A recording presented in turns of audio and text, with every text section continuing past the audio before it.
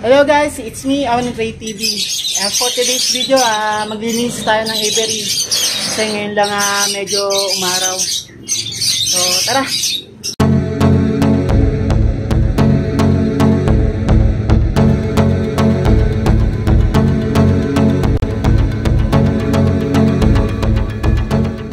So, bali kahapon guys, nakapag-umpisa na tayo maglinis ng kanilang mga food tray.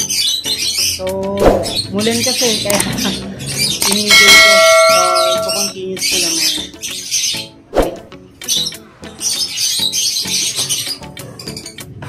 Bali kalahati na lang itong natitirang mga food tray. So, bakit natin ito nililinis?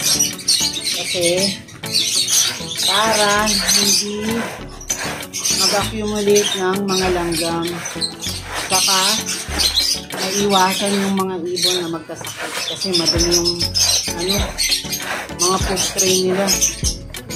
So, iba dyan, hindi tuyo, mamasa-masa. Kasi yung iba, tinatapon yung tubig. So, pag naliligo sila, nababasa yung kanilang mga food tray. So, yun.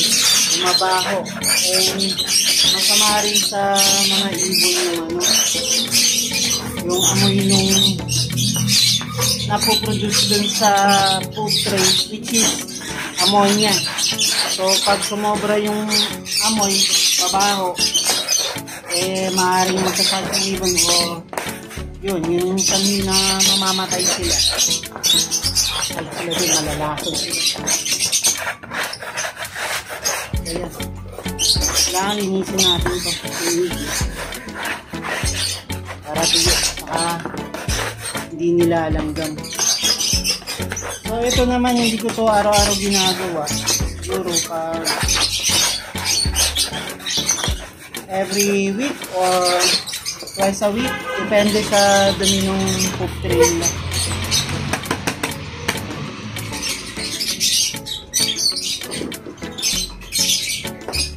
So, yung iba naman kasi hindi masyadong madumi.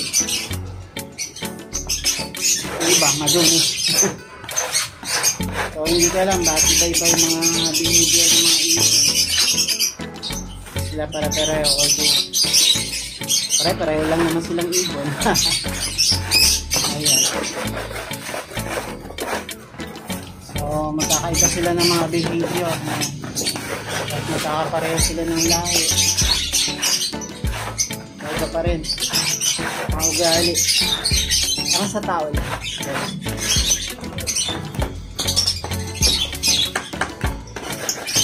Tulad nito, konti lang yung dumi, hindi siya malilinis. Ang mahalaga lang kasi dapat tuyo saka malinis yung kanilang mga food tray.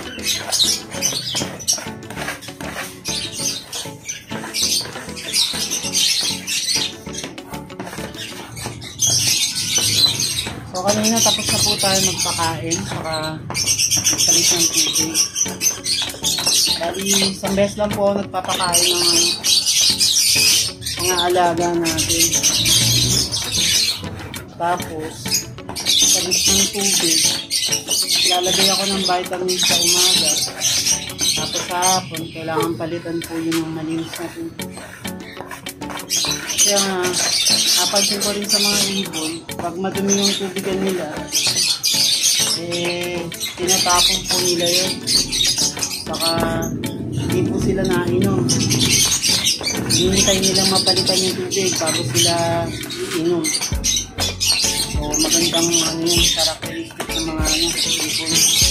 Madumi yung tubig, hindi sila nainom. Although, siguro mapipilitan na lang yun pagka matagal mo siyang hindi pinalitan. Pipilitan siya pag nauhaw. Kaya dapat lagi malinis din po yung inumin nila. Lagayan po ng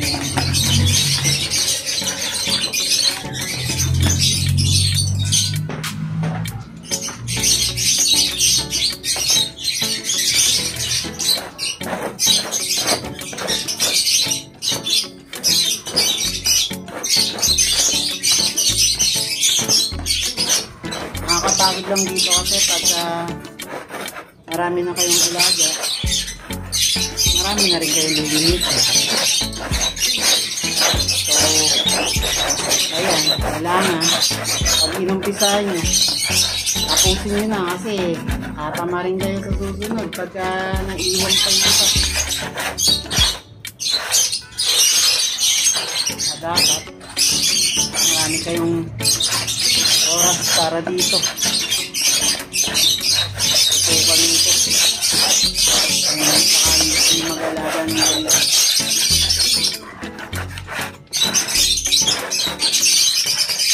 Although ito kasi yung hobby na to, nakakawala ng stress. Dahil sa trabaho, yan, narinig mo yung mga huni ng ipon, ganda sa tenga. Although yung iba, ayaw nila ng gano'n, no? Depende naman yan, kasi ako, hilig ko to. Kalapate, ganyan. Dati ako nag-aalaga ng kalapate. Ngayon kasi walang space, so ano, hindi kasi pwede dito sa lugar namin, kaya ito muna yung nalagaan namin ng bayo ko. Pero gusto ko mag-alaga ng kalapate. Siguro pag may space na, babalik ko kasi mula bata pa ako, yun na po yung alaga ko. Masali po ako sa mga karera. Yan, masali ako sa mga club. Although, hindi man tayo nagsa-champion, pero masaya ako kasi pag hinagis yung ibon sa malayo, bumabalik po. So, yun lang po, masaya na ako. Binabalikan kayo ng alaga niyo. Sabihin, maganda yung pagtrato niyo sa kanya. O, maganda yung pag-aalaga niyo sa kanya.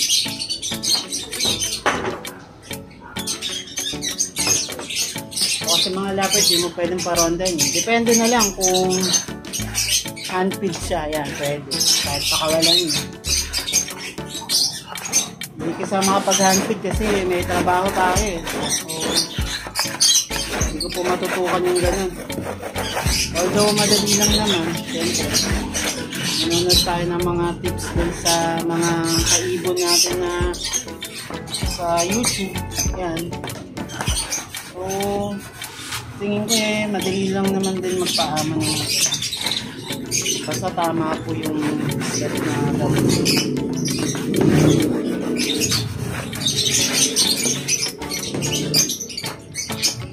Nakakatawa kasi pag meron kayong hand. Yung ibon nakakawala lang. Kusa siyang lalapit sa'yo kahit lumipad siya. Hindi siya lalayo. Kasi alam niya na kayo yung nag-alaga sa kanila. Wala nung pinakay pa lang sila. So walang ibang lalapitan yung kundi yung nagpapakain lang sa kanila. Saka yung motivation nila, yung people, yung ito, saka yung pagkain, yung syringe. Yan. Yun po yung motivation nila. Bakit sila naman na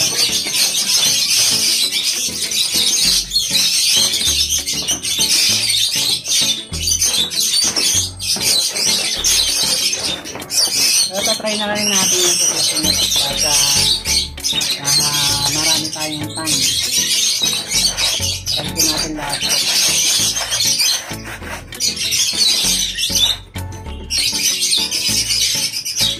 So ngayon, ito muna gagawin natin.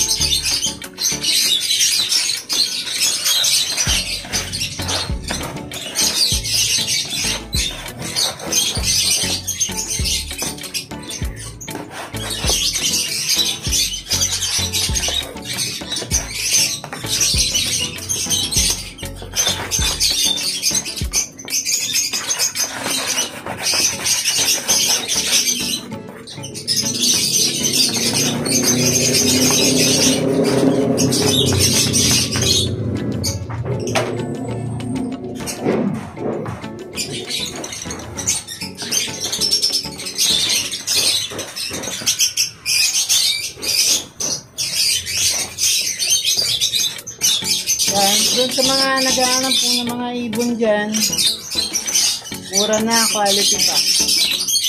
So, visit nyo lang po yung page ko, YouTube, and G Feathers po. On and Ray TV po sa YouTube channel.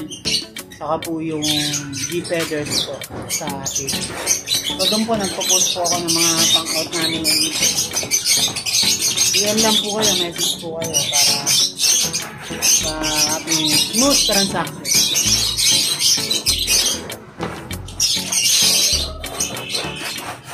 Ayan po.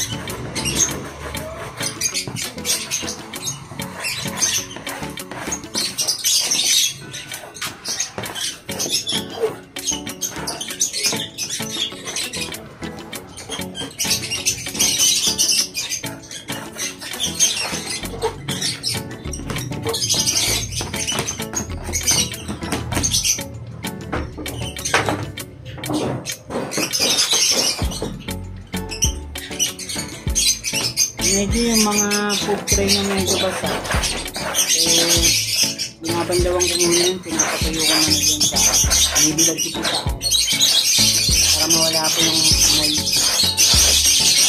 Yung iba po na tuyo, pagkalinis dinadiretso ko na po din sa akin.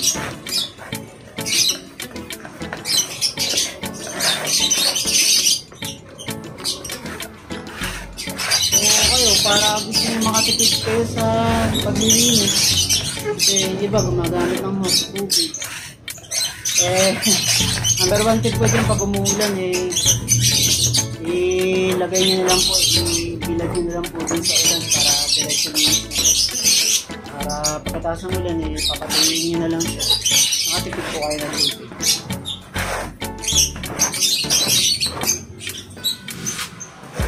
Tama po sa panahon yan.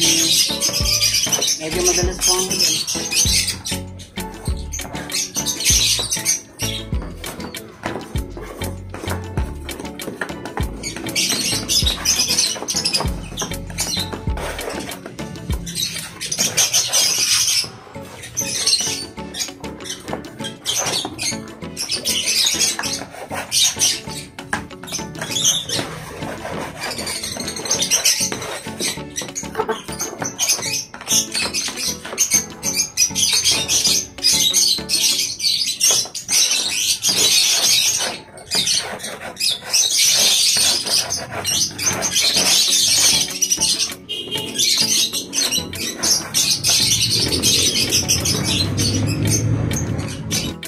So ayan, sa wakas natapos din tayo. Medyo marami-rami rin kasi yun kaya i-skip ko na lang muna yung video. So papakita ko sa inyo yung yung nakuha namin lahat na dumi. Ayan, ganyan siya karami. So napuno yung lagayan namin ng basurahan. Ayan. So ganun talaga pagka marami yung alaga. Tapos pag maglilinis kayo, yan, ganyan karami ang makukuha nyo na dumi. So ibabalik ko na isa-isa yung mga poop tray nila sa cages. So yun lang po for today's video. Shoutout natin ang ating amo na si Big Time ng Cayman Island, si Totoy Luna ng Bagong Ilog, Pasig, at lahat po ng mga nag-subscribe sa channel natin. Sa mga hindi pa, so pwede kayo mag-subscribe, share, like, and follow on and Ray TV. So hanggang sa muli po.